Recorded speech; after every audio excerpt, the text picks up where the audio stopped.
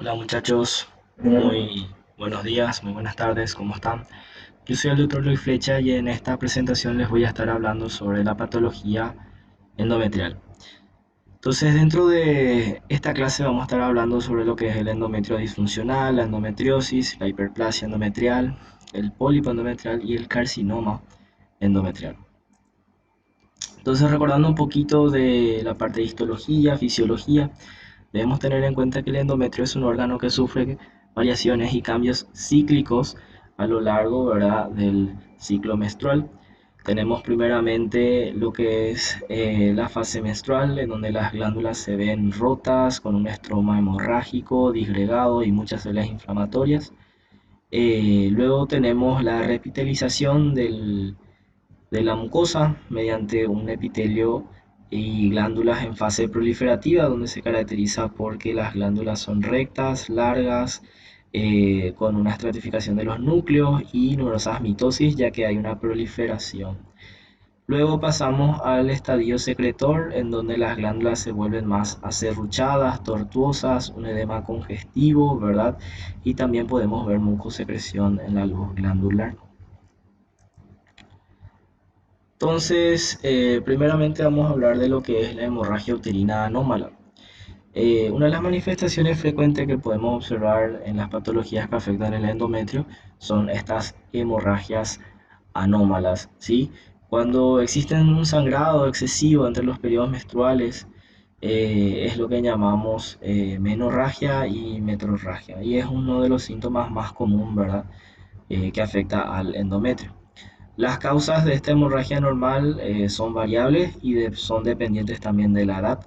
Tenemos las hemorragias disfuncionales, tenemos la endometritis, tenemos los pólipos, tenemos los leiomiomas submucosos, ¿sí?, que pueden producir sangrados, también los carcinomas. Aquella hemorragia uterina normal sin una lesión orgánica es lo que nosotros denominamos hemorragia uterina disfuncional y generalmente se debe a ciclos anovulatorios debido a desequilibrios hormonales y son más frecuentes en los extremos de la edad reproductiva, ¿verdad? O sea, la menarca y la perimenopausia, donde hay fluctuaciones del eje hipotálamo hipofisario ovárico. Entonces acá tenemos una tabla donde podemos ver las diferentes causas de hemorragias uterinas anómalas por grupo de edad, ¿verdad? Por ejemplo, en la pubertad, ¿verdad? Y en la perimenopausia teníamos estos ciclos anovulatorios, ¿verdad? Pero hay muchas causas, ¿verdad? Por ejemplo, en la edad fértil tenemos complicaciones de la gestación, tenemos proliferaciones como leiomiomas, pólipos, hiperplasia, carcinoma, ¿sí? Tenemos la hemorragia disfuncional del ovario, eh, así sucesivamente. Entonces, primero vamos a hablar un poquito de lo que es el ciclo anovulatorio. En el ciclo anovulatorio vamos a ver que va a existir un estímulo estrogénico prolongado sin una fase progestacional, ya que no hay ovulación. Y las causas son varias. Tenemos causas endocrinas como enfermedad tiroidea, adrenal, tumores pituitarios, tenemos tumores de ovarios, secretores de estrógeno, ¿verdad? Como los tumores de teca y de la granulosa, también los síndromes de ovarios poliquísticos, también trastornos metabólicos como la obesidad marcada, malnutrición o enfermedad crónica, pero la causa más frecuente termina siendo no identificada y es desconocida. Tengan en cuenta que estos ciclos anovulatorios son frecuentes en las etapas, los extremos de la edad reproductiva, o sea, en la menarca, al inicio del ciclo menstrual femenino, ¿verdad? En su etapa reproductiva y hacia los fines, ¿verdad? Hacia la perimenopausia. Luego tenemos la fase lútea inadecuada. En este caso vamos a tener un cuerpo lúteo con una función inadecuada, con una baja producción de progesterona y un ciclo ovulatorio anormal. Se manifiesta con infertilidad y con un aumento en el sangrado o puede ser una amenorrea, ¿verdad? Ausencia del sangrado menstrual. El diagnóstico se hace mediante una biopsia en donde microscópicamente vamos a observar un endometrio en una fase secretora pero mucho retrasada a lo que se esperaría en su fecha. correspondiente. Acá tenemos una imagen de un endometrio disfuncional. Tenemos, por ejemplo, fragmentos tanto de mucosa como estroma. En este caso vemos glándulas endometriales. Fíjense, las glándulas son como bien tubulares, con un epitelio estratificado, ¿verdad? Y que recuerda a un endometrio proliferativo. Sin embargo, el estroma se ve como fragmentado, separado. A esto le llamamos disgregación hemorrágica porque hay como separación y hemorragia de por medio, que era característico de la etapa menstrual, ¿verdad? Entonces hay como una disrelación entre ciertas estructuras como glándulas, estroma, que se caracterizan en este endometrio disfuncional. Ahora, lo más importante en el caso de del endometrio disfuncional es descartar enfermedades o patologías más graves, ¿verdad? Como lo son, por ejemplo, la hiperplasia y el carcinoma endometrial, que vamos a hablar un poco más adelante. Continuando la patología que afecta al endometrio, tenemos a la endometriosis. La endometriosis sería la presencia de glándulas endometriales o estroma endometrial fuera del útero. Por frecuencia, esto ocurre primeramente en ovario, luego ligamento ancho, septo recto vaginal, peritoneo pélvico, cicatrices de la parotomía, ombligo, vulva, vagina, apéndice y otras localizaciones. Se observa en promedio entre la tercera y cuarta década de la vida. La endometriosis se manifiesta generalmente con infertilidad, de ahí que una de las formas de diagnóstico se logra mediante un estudio minucioso en la mujer con deseos de embarazo y se le diagnostica de que padece de endometriosis. También otras complicaciones son la dismenorrea, el dolor, las adherencias y raramente la transformación maligna. Este endometrio, si bien morfológicamente está compuesto por glándulas y estroma endometriales normales, no es un endometrio normal ya que tiene unas actividades diferentes.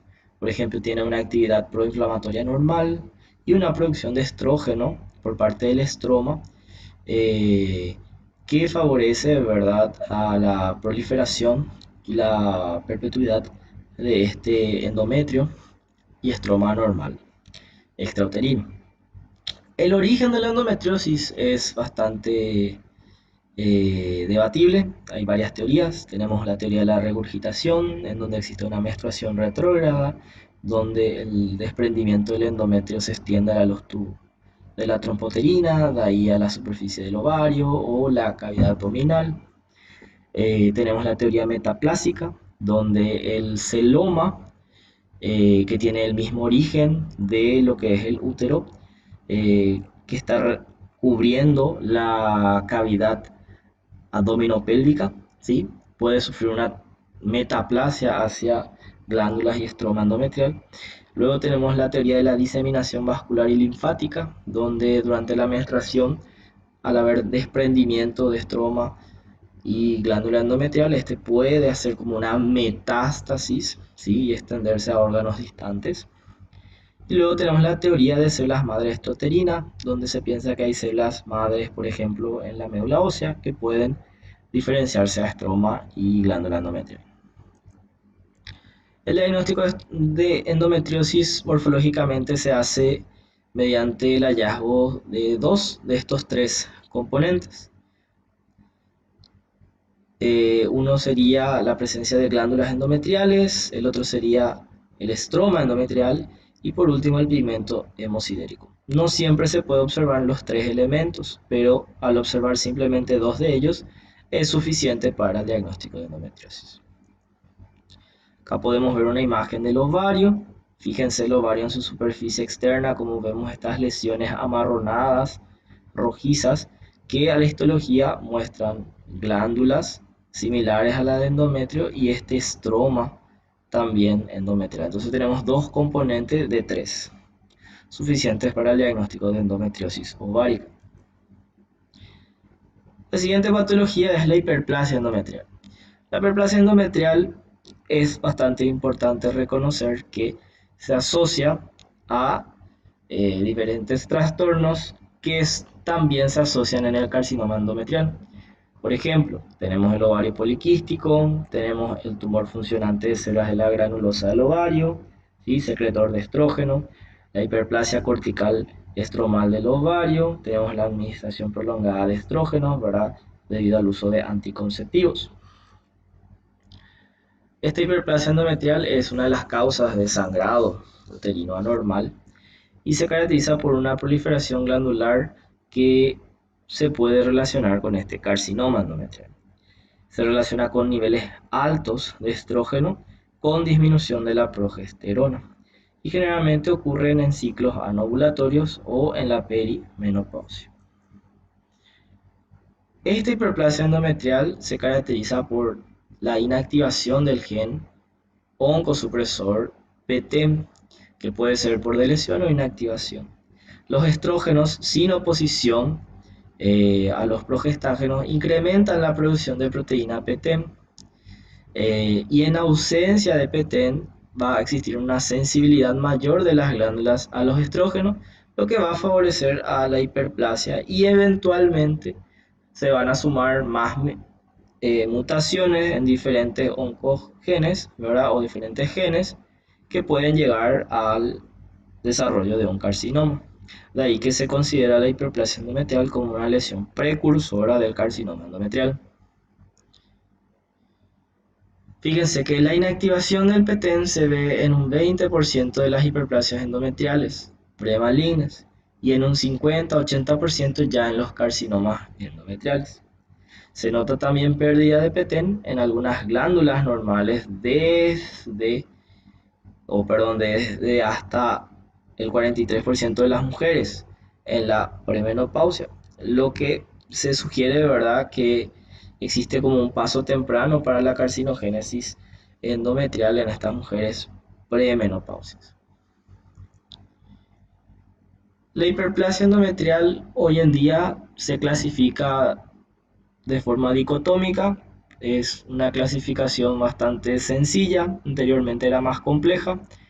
Hoy en día tenemos la clasificación de hiperplasia sin atipias e hiperplasia con atipias, ¿sí? Las hiperplasias sin atipias se consideran lesiones de bajo grado, ¿sí?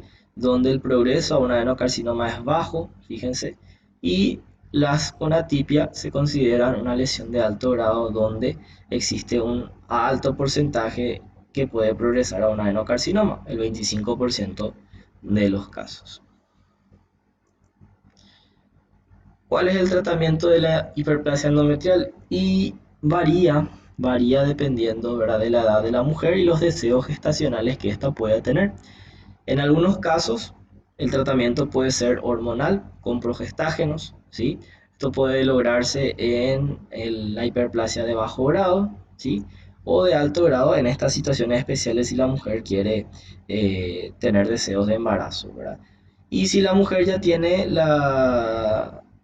eh, no tiene deseos de gestación, ¿verdad?, o gestaciones satisfechas, la opción quirúrgica es válida y se realiza una histerectomía con resección del útero. Acá tenemos una imagen donde vemos el útero, fíjense, abierta, seccionada, ¿sí?, y expuesta a la cavidad uterina, donde podemos ver que está ocupada por una masa exofítica, ¿verdad?, suculenta, que corresponde, ¿verdad?, a una hiperplasia endometrial. Histológicamente vamos a ver que hay un aumento en el número de las glándulas, ¿sí?, en relación al estroma, y fíjense que las glándulas no son bien redonditas, no son bien larguitas, tubulares, ¿verdad?, son como irregulares, ¿sí? Y a mayor aumento vamos a poder ver si estas glándulas presentan o no atipia, ¿verdad? En este caso tenemos una imagen de una hiperplasia endometrial con atipia. Primeramente vemos la arquitectura, donde vemos un aumento del número de glándulas, y fíjense cómo las glándulas están muy pegadas unas encima de otras, como si fuesen que están espalda contra espalda, ¿sí? Y a mayor aumento vemos la atipia, fíjense, vemos los núcleos grandes, irregulares, con cromatina dispersa, nucleolo prominente, ¿sí? Esos son signos de atipia en el endometrio. Acá tenemos una imagen donde podemos observar una hiperplasia con atipia del endometrio. Y fíjense que en esta imagen de abajo podemos ver la inmunohistoquímica donde tenemos la marcación de PTEN y vemos que en estas glándulas que morfológicamente muestran atipia pierden la expresión de PTEN y aquí vemos algunas glándulas que aún presentan la marcación de PTEN, ¿verdad? Entonces queda demostrado que la pérdida o la inactivación del PTEN es un indicador, ¿verdad?, de que esta lesión va a progresar hacia un adenocarcinoma invasivo.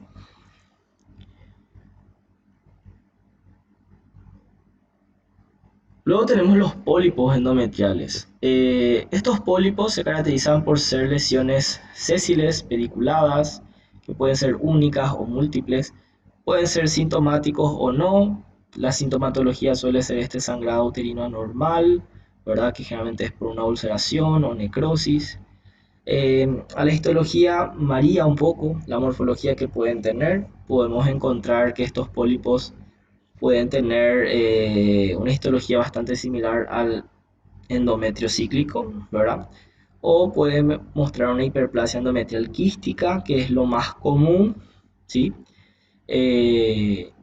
O pueden mostrar cambios atróficos, ¿sí? Raramente se complican con un carcinoma endometrial. Acá podemos ver el útero abierto, expuesta a la cavidad uterina, y una masa polipoide única expuesta. Acá vemos lo mismo, la cavidad uterina abierta, expuesta, y vemos esta masa, ¿verdad?, como polipoide. Y a la histología vemos lo que nos llama la atención es la presencia, ¿verdad?, de las glándulas de aspecto quístico. El estroma es un estroma muy fibroso y también deberíamos ver numerosos vasos sanguíneos de grueso calibre. La superficie epitelial generalmente puede estar ulcerada, con hemorragias, ¿verdad?, debido a que una de las manifestaciones de esta patología es la hemorragia uterina. Bueno, ahora pasamos a hablar de lo que es el carcinoma o el cáncer endometrial.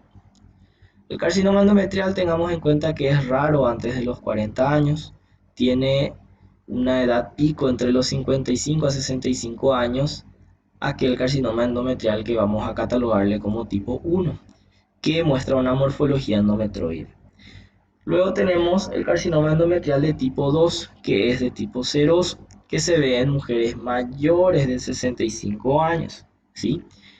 El tipo 1 es el que está asociado a obesidad, diabetes, hipertensión e infertilidad. Este carcinoma endometrial tipo 1, vamos a ver que está asociado a la hiperplasia endometrial.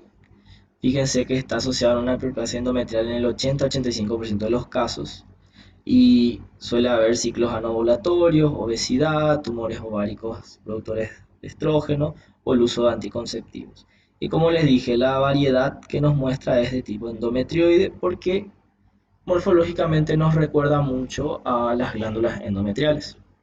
Se caracterizan por ser tumores bien diferenciados y tienen un pronóstico favorable, ¿sí? Entonces son aquellos que siguen la secuencia, ¿verdad? Hiperplasia con atipias e adenocarcinoma invasivo, ¿verdad? Macroscópicamente pueden ser masas polipoides o difusamente infiltrantes, ¿sí? Microscópicamente son adenocarcinomas que pueden ser de grado 1 o grado 3. Vamos a ver un poco más adelante cómo se gradan. Pueden tener focos de metaplasia escamosa que le llamamos mórulas, que es muy indicativo de este tipo de carcinoma endometrioide, ¿sí? Podemos ver también que puede ser un carcinoma de tipo seroso papilar, o un carcinoma de células claras. En este caso, el seroso papilar y de células claras serían aquel carcinoma endometrial de tipo 2. Acá tenemos una imagen del útero abierto. Fíjense, vemos una masa tumoral difusamente infiltrante, ¿sí? Que prácticamente ocupa toda la cavidad uterina. Acá vemos lo mismo, solamente que estamos viendo un poco desde arriba y vemos esta masa tumoral infiltrante que infiltra prácticamente todas las capas del miometrio. Acá vemos un corte de la pared del útero, fíjense la lesión exofítica con infiltración del miometrio. Histológicamente vamos a ver por un lado las glándulas normales y acá tenemos las glándulas anormales. Fíjense, en este caso las glándulas nos recuerdan mucho al endometrio, ¿sí? Pero vemos que hay un aumento en el número del tamaño y de las glándulas. Fíjense que hay poco estroma entre ellos, están pegadas espalda contra espalda. Vemos que hay atipia. Acá vemos los nidos de células tumorales con infiltración. La gradación de estos tumores se grada siguiendo la escala de Figo, grado 1, grado 2, grado 3, teniendo en cuenta la proporción de luces glandulares que va a tener y la atipia nuclear. Grado 1 sería aquellos que predominantemente muestran luces glandulares y sin mucha atipia nuclear, y los grado 3 serían predominantemente sólidos con una marcada atipia nuclear.